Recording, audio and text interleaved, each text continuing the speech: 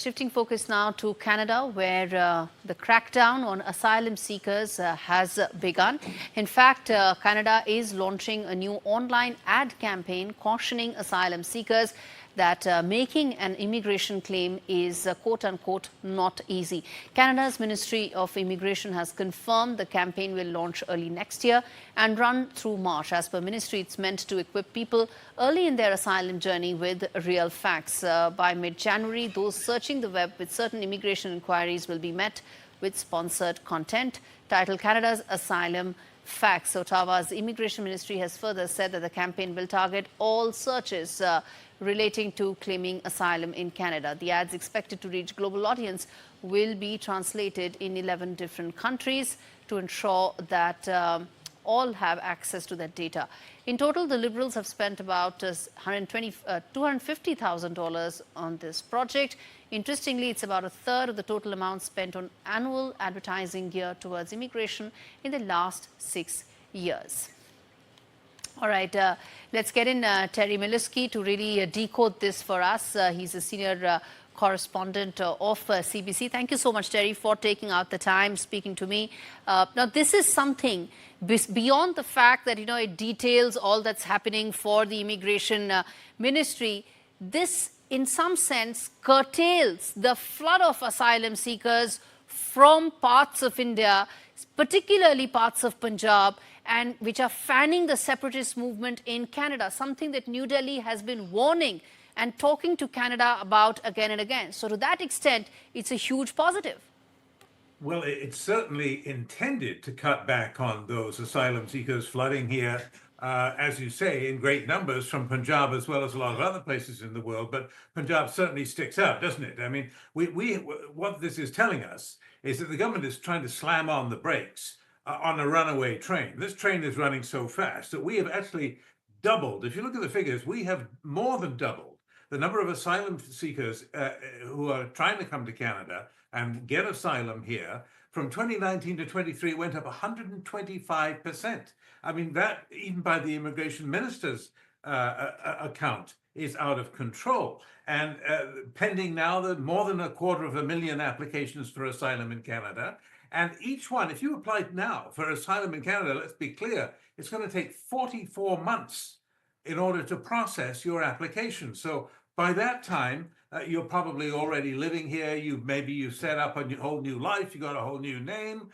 There are probably 500,000 at least people living illegally in Canada. In other words, we have a system that's out of control. The government is trying to slam on the brakes, and whether it will make a difference that when they search for how do I get asylum in Canada, exactly, there's an ad that pops up and says, don't try it, it's too hard.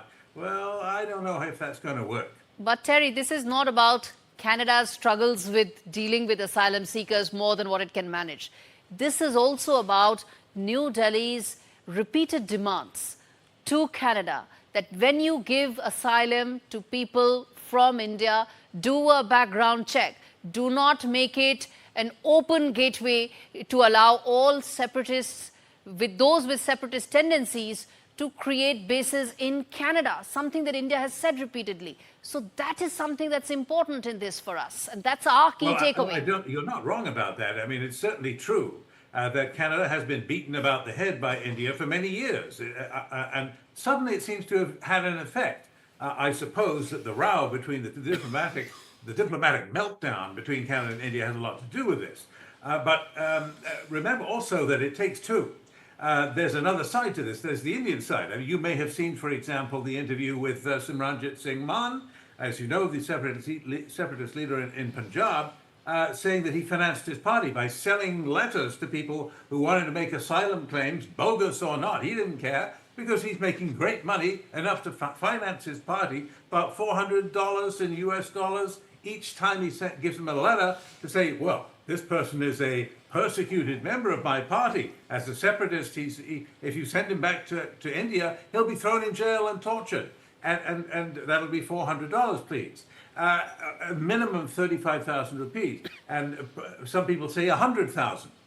So there is a push as well as a pull. And you're right that the Indian government has been certainly trying to get Canada to crack down on this. And there has been a serious problem in Canada with setting up processes that don't seem to be enforced. Look at this case that started this row with India and Canada. Exactly. And with the whole row presently at a diplomatic standoff between India and Canada, this positive movement, do you think, even if it's a small step forward, it could create some sort of positive environment for the two countries to probably look at reaching some sort of a positive middle ground? Well, New Delhi would be crazy if they wouldn't see this as a positive step forward. There's no doubt about that. But the question, what the devil is always in the details. And the details are, okay, let's say you introduce a new policy that's really, really strict on paper, and you announce it with great fanfare, and then you don't enforce those rules. Look at the case of Hardeep Singh Nijjar. His murder in September of last year was what started this whole row between Canada and India. How did he get into Canada, by the way? Oh, well, he arrived under a false passport. What was his name? Ravi Sharma or something? And the immigration officer said, oh, come on, that's a forgery. Off you go. Out. Threw him out. He comes back. This time, he's suddenly got a new Canadian Sikh wife. And he says, oh, okay, here's my application. Yes. And they say, no, that's a marriage of convenience. Sorry, out you go. Yes. Decline. Okay, so he's had two chances. And then suddenly, somehow, and nobody knows how, he's got Canadian citizenship. Exactly. And the Minister of Immigration doesn't know how he got it. Exactly. Or when. He changes his story. So it's a bit of a mess.